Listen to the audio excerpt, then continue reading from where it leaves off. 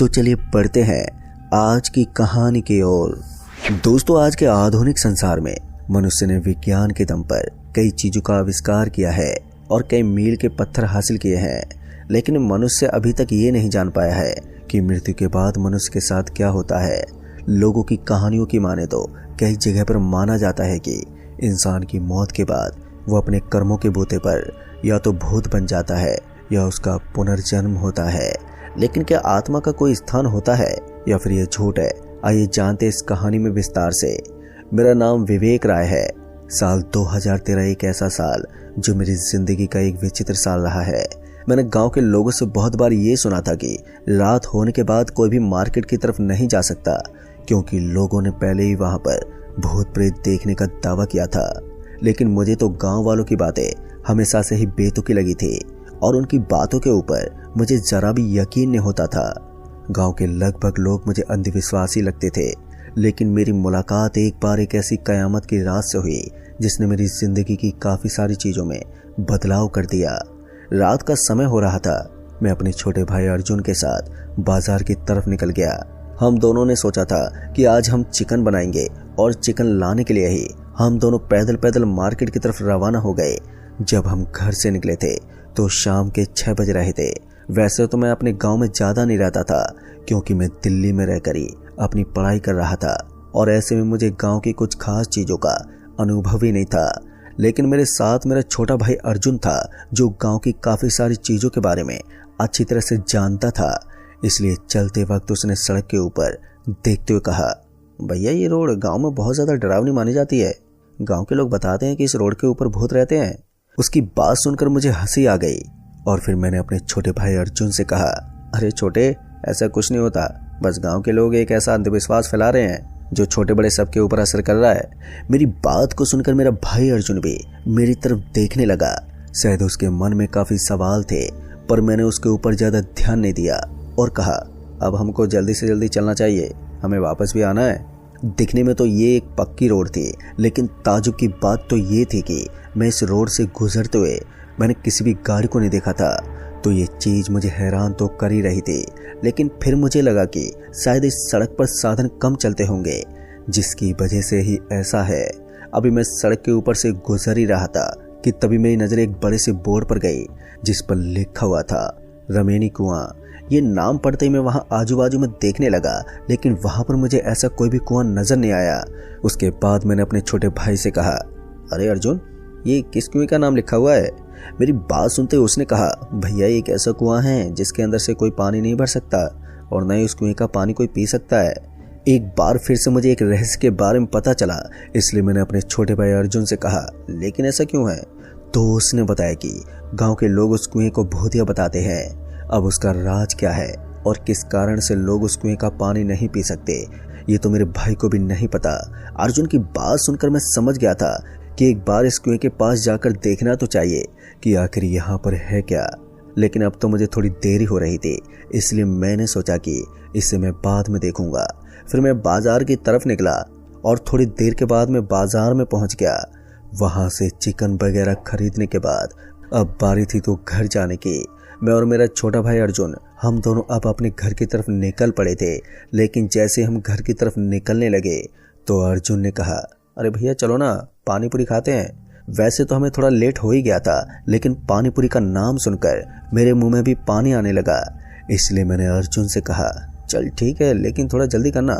फिर मैं जैसे ही पानी पूरी वाले के पास पहुंचा तो मैंने देखा कि वो थोड़ी जल्दबाजी में था। इसलिए मैंने उस पानी पूरी वाले से पूछा, अरे अंकल जी, आप इतनी जल्दबाजी में कैसे निकल रहे हैं? तो उसने पहले तो मेरी बात का कोई जवाब ही नहीं दिया, लेकिन मेरे 2-3 बार पूछने के बाद उस आदमी ने बताया कि उसे कोई अर्जेंट काम याद आ गया है, इसलिए उसे जल्द ही घर जाना होगा।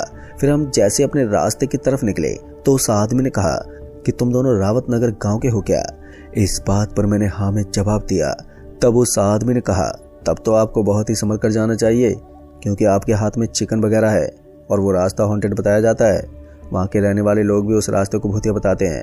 अब ये जानकर मैं थोड़ा सा सिंहर उठा, लेकिन फिर मैंने उस आदमी से कहा, अरे अंकल जी, मैंने तो कभी भूत को देखा ही नहीं, तो मैं कैसे मान लूँ कि उस रास्ते पर भूत रहते हैं?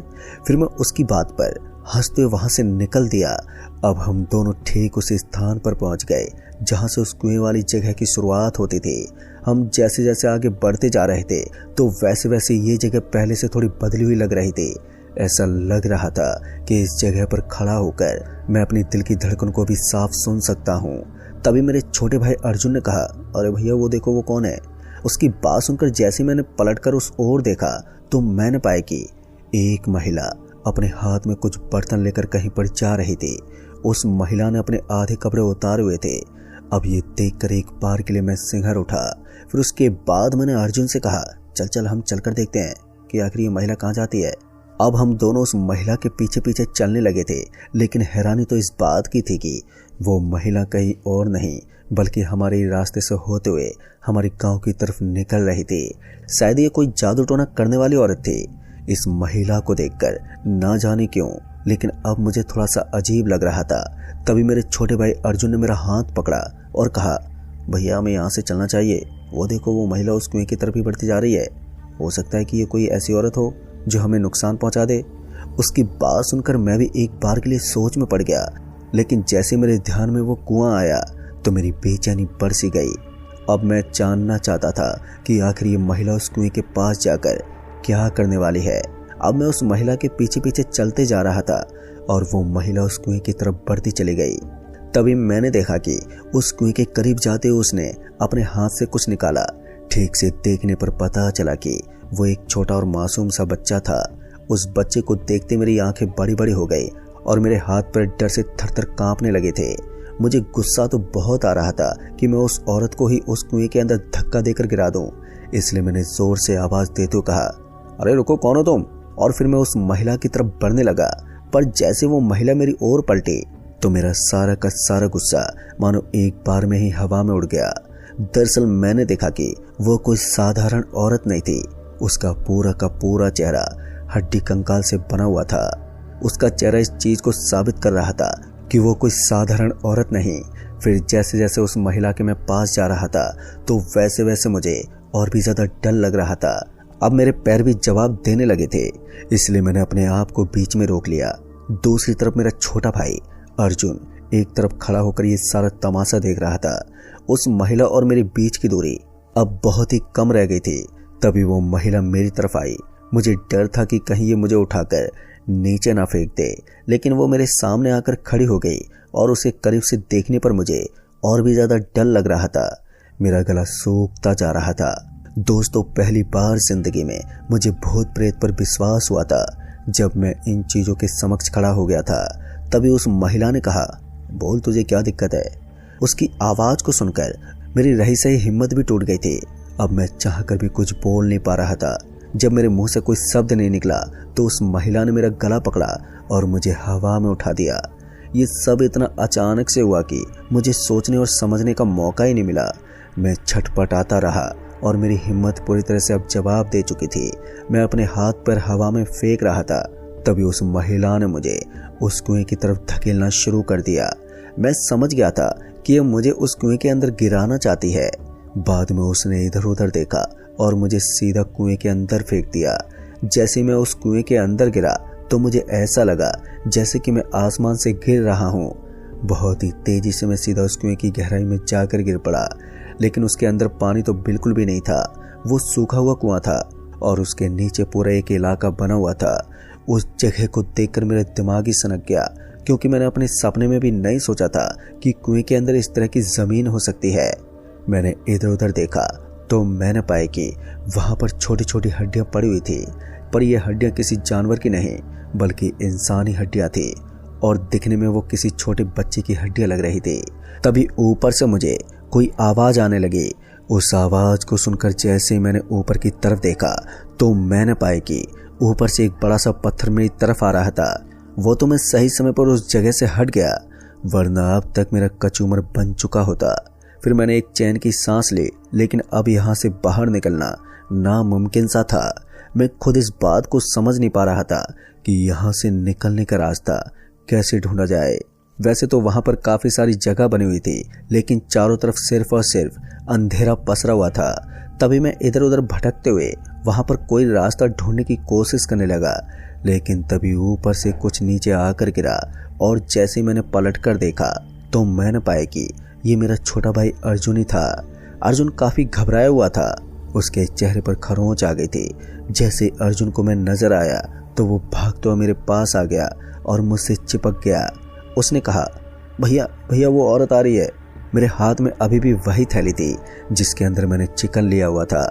मुझे लगा कि कहीं ऐसा तो नहीं कि इस चिकन की वजह से वो महिला मेरे पीछे पड़ी हो, इसलिए मैंने उस थैली को वहीं नीचे रख दिया और उसके बाद वहां से निकलने की कोशिश करने लगा। तभी मैंने देखा कि उस कुएं के चारों तरफ लंबे लंबे पेड़ों की शाखाएं लटकी हुई थी और शायद उस कुएं की गहराई इतनी ज्यादा नहीं थी, इसलिए हम दोनों शाखाओं को पकड़कर वहां से निकल सकते थे। और हमने किया भी बिल्कुल वैसा ही। हम दोनों भाई बड़े ही आराम के साथ उस कुएं से बाहर निकल गए। मैंने सोचा नहीं था कि उस कुएं के बाहर निकलने का इतना आसान रास्ता होगा, पर जैसे मैं बाहर निकला तो मैंने पाया कि वो महिला एक बच्चे की हड्डियों को चबा रही थी। उसके चेहरे पर एक डरावनी मुस्कान थी। शायद उसे इस बात की भनक पड़ गई थी कि हम दोनों बाहर निकल चुके हैं। उसने हमारी तरफ देखा और फिर से उन हड्डियों को चबाने लगी और उसके बाद मैंने आओ देखा न ताओ और तुरंत ही वहां से भागना शुरू कर दिया। अब मैं आगे आगे भागता जा रहा था और मेरा छोटा भाई अर्जुन मेरे पीछे पीछे। हम दोनों थोड़ी देर के बाद अपने घर के सामने पहुंच गए। हमारे घर वाले हमारा बेसब्री से इंतजार कर रहे थे और अब तक टाइम भी काफी हो चुका था। जैसे हम घर के सामने पहुंचे तो वो भागते हुए हमारे पास आए। हमारा हुलिया देखकर वो समझ गए कि हम दोनों बहुत ही बुरी हालत में थे। उसके बाद दादी और दादाजी ने मुझे अपने पास बिठा लिया और हम दोनों ने पूरी बात उन लोगों को बताई। हमारी बातें सुनकर उनके भी रोंगटे खड़े हो गए। फिर उन्होंने बताया कि एक बार उस औरत की दृष्टि जिसके ऊपर पड़ जाती है वो जिंदा नहीं बचता। तुम दोनों अब खतरे में हो, तुम्हें जल्दी से जल्दी राजस्थान की दरगाह में पहुंचाना होगा। दोस्तों, उसके बाद मुझे और मेरे छोटे भाई अर्जुन हम दोनों को राजस्थान की दरगाह में पहुंचाया गया। तब तक सभी लोग बहुत ही ज्यादा डरे हुए थे क्योंकि उन्हें लगता था कि हम दोनों की मौत कभी भी हो सकती थी। मगर अच्छी बात यह थी कि राजस्थान की दरगाह में जाने के बाद हम दोनों बिल्कुल ठीक हो गए। हमें अपना शरीर भी नॉर्मल महसूस होने लगा। पर उसके बाद घर वालों ने दोबारा कभी भी मुझे उस गांव में कदम पटकने नहीं दिया। तो दोस्तों, इस कहानी में बस इतना ही। कहानी आपको पसंद आई हो तो वीडियो को लाइक शेयर कमेंट जरूर कर दें और साथ ही अगर चैनल पर नए हैं तो चैनल को सब्सक्राइब जरूर कर दें। जल्द ही मिलूंगा ऐसी एक और खौफनाक कहानी के साथ। तब तक के लिए बाय एंड टेक केयर।